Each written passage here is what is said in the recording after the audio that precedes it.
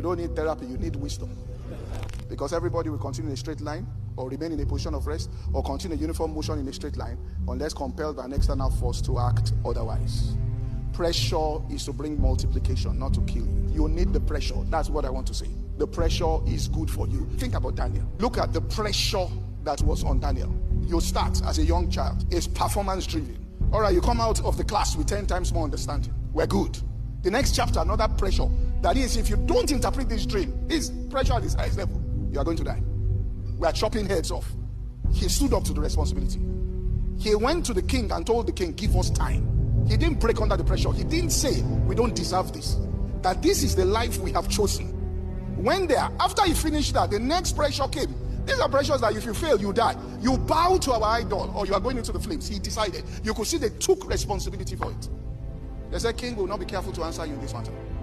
They didn't complain. They didn't, cry. They didn't say, look, things are unfair. Life is dealing us the wrong cards. If you start whining under the pressure, and somebody else beside you says, I will take that thing and protect my family. I can't see my family die.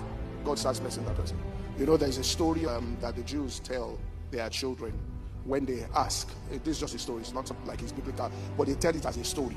And they want to teach them on generosity. So the children will ask, but God said 400 years. Why did it take 430 years for God to get the children of Israel out when he said 400 years? They said what happened was that they went to God in prayer, as Moses went to God in prayer, and said the time is right. And God told him, it's power of generosity, that have you seen what Pharaoh does to take care of my children? All the prayers they offer up unto me is answered through the hands of Pharaoh. Pharaoh provides for them every day. And they counted the amount of chickens and everything that he killed. He said, so long as somebody is acting as a covering for people, their prayers are being answered through that person, there's nothing I can do to judge that person. So Moses said, what will I do, Lord? He says, go and provoke him. If peradventure in his anger he withdraws the support, you have gotten him. So they said when he went, and Pharaoh said, go and increase it. He said, I got you. When you don't take responsibility again, Satan has got you. You must accept the responsibility of your manhood.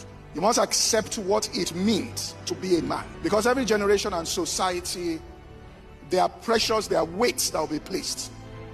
And whoever chooses to lift those weights become the pillars of that particular society.